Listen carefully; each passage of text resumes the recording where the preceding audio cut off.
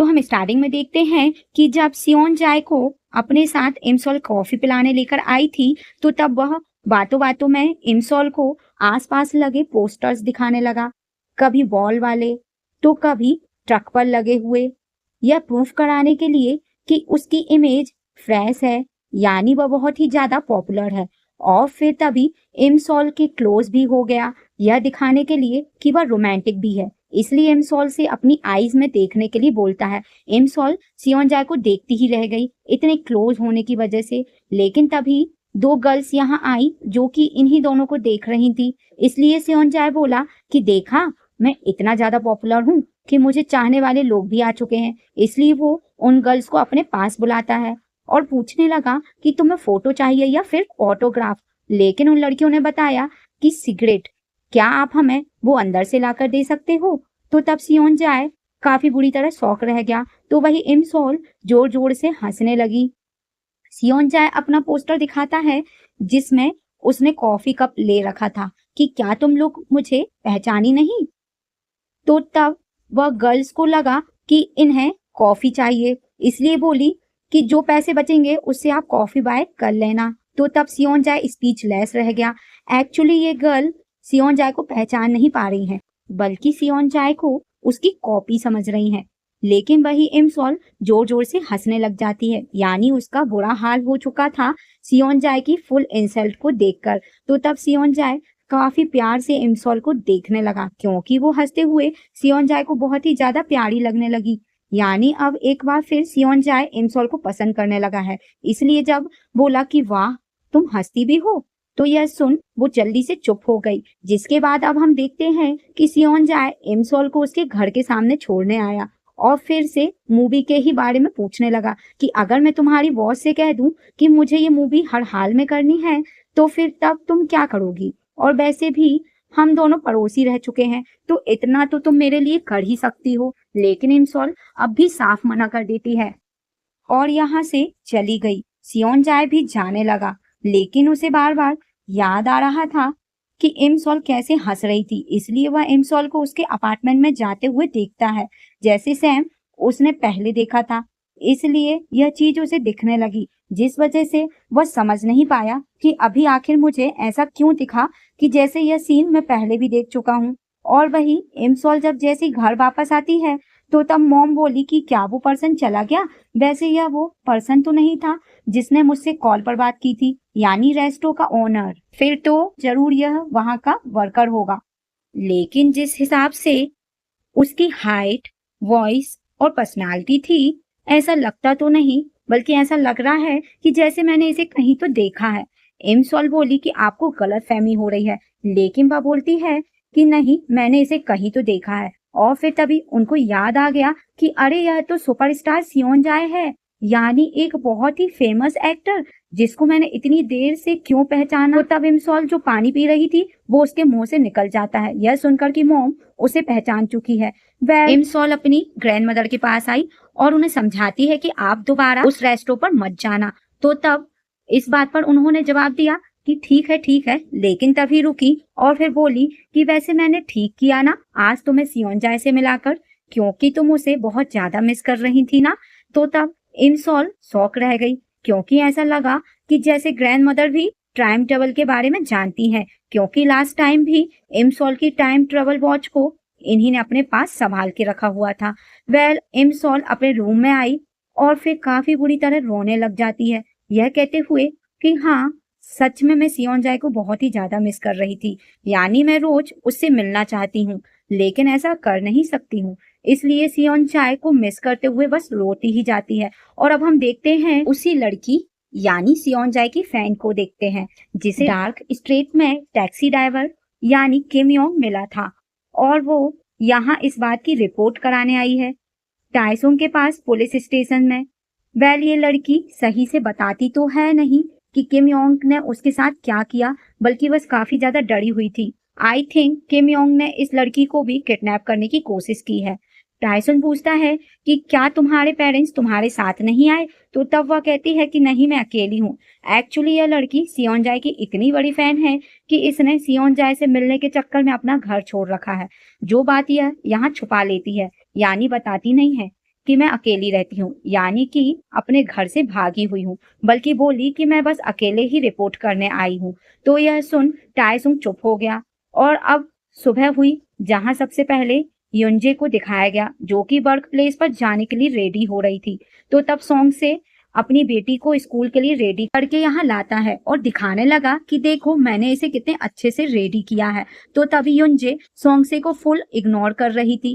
Actually वो गुस्सा है क्योंकि सॉन्गसे मोस्टली जॉबलेस रहता है और अपने पैसे कहीं ना कहीं खराब जगह पर इन्वेस्ट करके उड़ा देता है। इसलिए यहाँ वह अपनी बेटी से तो बहुत अच्छे से बात करती है, लेकिन सॉन्गसे को फुल इग्नोर कर देती है। तो तब सॉन्गसे की बेटी बोली कि डैड, लगता है कि मॉम सिर्फ मुझे देख सकती है, आपको नहीं। तो यह सुन वो चुप हो गया और अपनी बेटी से बोला कि चलो मैं तुम्हें स्कूल छोड़ आऊं। युंजे अपनी बेटी को किस कर देती है, पर जब सॉन्गसे उसके क्लोज हुआ तो उसने उसको किस नहीं दी, जिसके बाद ये दोनों यहाँ से चले गए।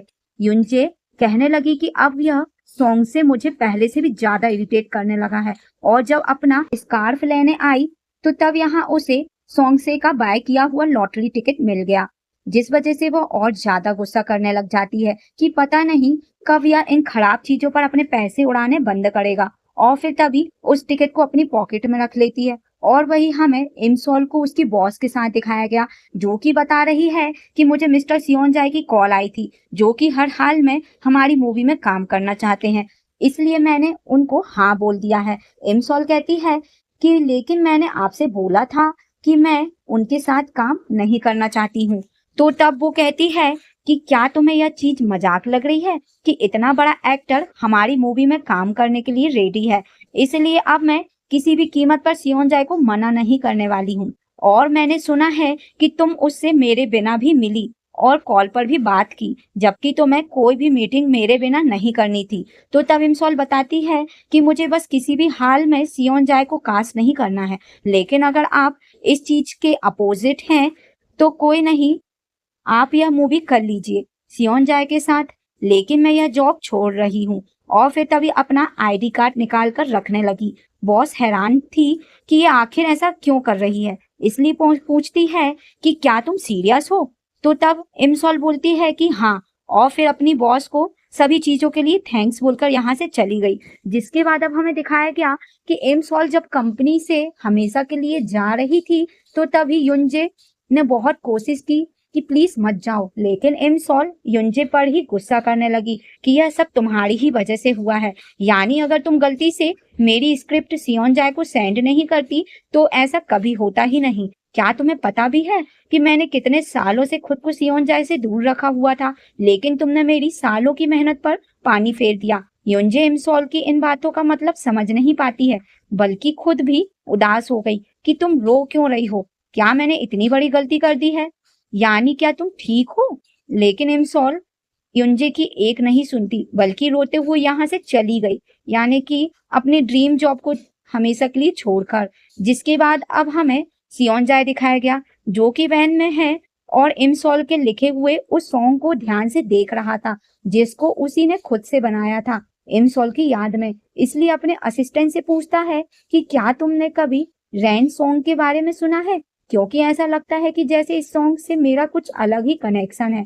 बट असिस्टेंट मना कर देता है और बताने लगा कि आज आपकी इस मूवी का फर्स्ट डे है, ताकि टीजर शूट किया जा सके, लेकिन बस एक चेंज हो चुका है कि अब इस मूवी की प्रोड्यूसर मिस एम्सॉल नहीं है। तो तब सियोनजा काफी बुरी तरह शॉक रह गया कि क्या एम्सॉल नहीं है, जबकि यह तो उसी की लिखी हुई मूवी है। तो तब असिस्टेंट कहता है कि हाँ, पता नहीं उन्होंने ऐसा क्यों किया, यानी अपनी खुद की ही मूवी को छोड़ दिया। और फिर पूछने लगा कि वैसे इस मूवी की स्टोरी है क्या। तो तब सियोनजा ने बताया कि यह एक लड़की की स्टोरी है जो कि अपने प्यार को बचाने 15 साल पीछे पास्ट में जाती है। तो तब असिस्टेंट बोला कि अच्छा, लेकिन मुझे तो यह ज्यादा कुछ स्पेशल नहीं लगी। तो तब सियोनजा कहता है कि हाँ, मुझे भी यह स्टोरी ज्यादा स्पेशल नहीं लगी, बल्कि बहुत ही ज्यादा ऑड है। और फिर भी उदास होने लगा। तो वही युनजे, जो कि अभी तक इमसॉल के लिए परेशान थी, तो वही इमसॉल का दोस्त भी परेशान हो रहा था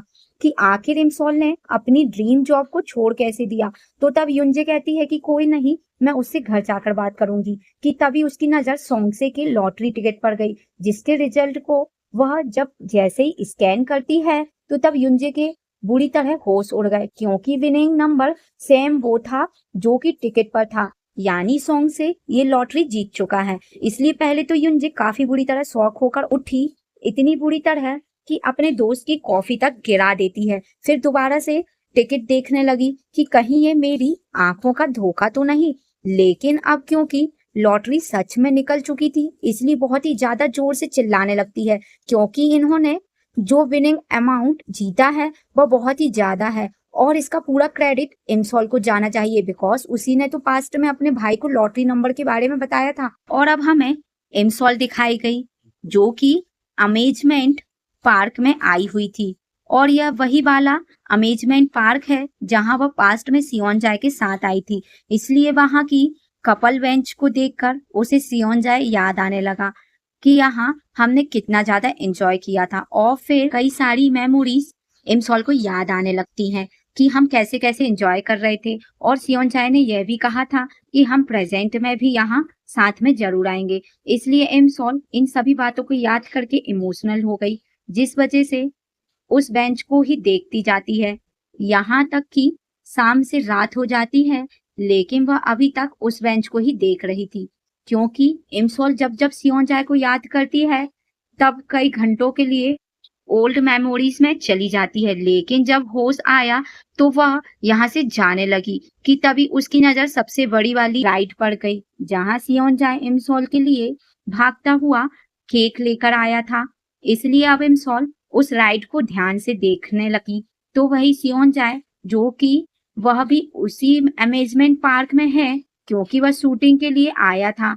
लेकिन किसी प्रॉब्लम की वजह से आज की शूटिंग कैंसिल हो गई। इसलिए असिस्टेंट बोला कि आप रुको, मैं वैन निकाल कर लाता हूँ यहाँ से जाने के लिए। मगर जब सियोन जाय ने किसी को देखा तो वह सरप्राइज रह जाता है और वही टाइसुंग जो कि सीसीटीवी फुटेज चेक कर रहा है तो तब इसमें उसे उस फैन गर्ल के पीछे टैक्सी ड्राइवर किम योंग जाता हुआ दिख गया जिस वजह से अब यह सभी उसे वाई फेस पहचान चुके हैं। साथ ही फैन गर्ल ने स्केच भी रेडी करवा दिया था इसलिए सब और अच्छे से कंफर्म हो गए कि यह वही पर्सन है यानी कि साइको किलर। वेल अब हम देखते हैं कि इमसॉल जब उस राइड में बैठने वाली थी कि तभी सियोन जाय भागता हुआ इमसॉल के पास आता है और खुद भी उस राइड में बैठ गया जिसको देखकर इमसॉल के होश उड़ गए कि तुम यहाँ क्या कर रहे हो। सियोन जाय बताता है कि डोंट वरी, मैं तुम्हारा पीछा नहीं कर रहा था बल्कि यहाँ मेरी शूटिंग थी इसलिए आया हूँ। तो तब पहले तो इमसॉल गुस्सा करती है कि तब भी तुम्हें मेरे साथ राइड में नहीं बैठना था क्योंकि हम दोनों दोस्त नहीं हैं। और फिर बाहर की तरफ देखने लगी क्योंकि वह यहाँ से जाना चाहती है लेकिन जा नहीं सकती है क्योंकि राइड अब स्टार्ट हो चुकी थी। सियोन जाय बोला कि अब तुम्हारे पास कोई चांस नहीं है मुझसे बचकर भागने का। लेकिन इमसॉल तो सियोन जाय की तरफ देख तक नहीं रही होती है इसलिए वह बोला कि क्या सच में तुम मुझसे इतनी ज़्यादा नफरत करती हो कि मुझे देख तक नहीं रही, साथ ही तुमने मेरी वजह से अपनी मूवी तक को छोड़ दिया। इमसॉल पूछने लगी कि मैं समझ नहीं पा रही हूँ कि तुम आखिर मेरी मूवी में काम करने के लिए इतने पागल क्यों हो जबकि तुम्हारे पास और भी बड़े बड़े ऑफर्स होंगे। तो तब सियोन जाय बोला कि पता नहीं, लेकिन फिर कहने लगा कि वैसे तुमने एंडिंग अच्छी नहीं लिखी है कि हीरो सब भूल जाता है और हीरोइन को सब याद रहता है, यानी यह एक सैड एंडिंग है। इमसॉल बोली कि नहीं, हैप्पी एंडिंग है क्योंकि हीरोइन ने हीरो को बचा लिया। तो तब सियोन जाय बोला लेकिन उसने अपने प्यार को तो खो दिया ना, इसलिए यह सैड एंडिंग हुई जो कि मुझे बिल्कुल भी पसंद नहीं आई। इमसॉल गुस्से से कहती है कि तो फिर तुम क्यों इस मूवी को करने के लिए पागल हो रहे हो।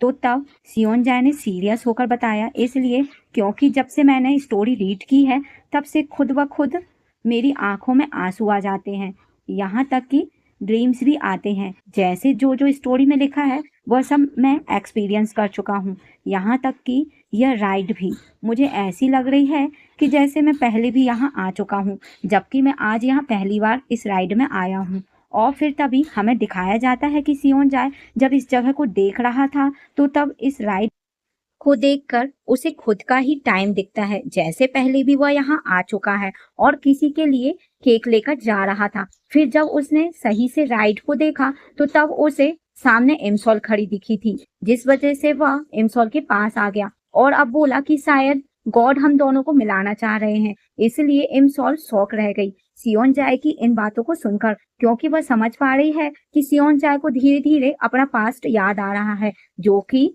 आना नहीं चाहिए। इसलिए कहती है कि अगर मैं बताऊं कि मेरे साथ रहने से तुम्हारी डेथ हो जाएगी, तो क्या तब भी तुम मेरे साथ इन्वॉल्व होना पसंद करोगे? सियोन जाए पूछने लगा कि मतलब, यानी तुम्हारे साथ रहकर मुझे ऐसा क्यों होगा? लेकिन तभी लाइट काफी बुरी तरह हिली, जिस वजह से ये दोनों एक दूसरे के क्लोज आ गए। और यहाँ इमसॉल सियोन जाए की नेक में वही लॉकेट भी देख लेती है, जो कि पास्ट में सियोन जाए ने इमसॉल को गिफ्ट किया था। इसलिए देखकर इमसॉल के होश उड़ गए कि तभी फिर से राइड में काफी जोर से झटका आया, जिस वजह से ये दोनों दोबारा से एक दूसरे के क्लोज हो गए और एक दूसरे को हैरानी से देखने लगे। सियोन जाए ने टाइटली इमसॉल को पकड़ा हुआ था, इसलिए वह मन ही मन बोली कि मैं कितनी भी कोशिश क्यों ना कर लूं, लेकिन अपनी तकदीर से बचकर भाग नहीं सकती हूँ। और बस फिर इसी सीन के साथ हमारा पार्ट 46 यहाँ पर कंप्लीट हो जाता है। तो गाइस, मेरी आगे की वीडियो देखने के लिए मुझे लाइक करें एंड कमेंट करें और सब्सक्राइब करें, ताकि मेरी वीडियो आपको आगे आसानी से मिल सके। तो तब तक के लिए बाय बाय।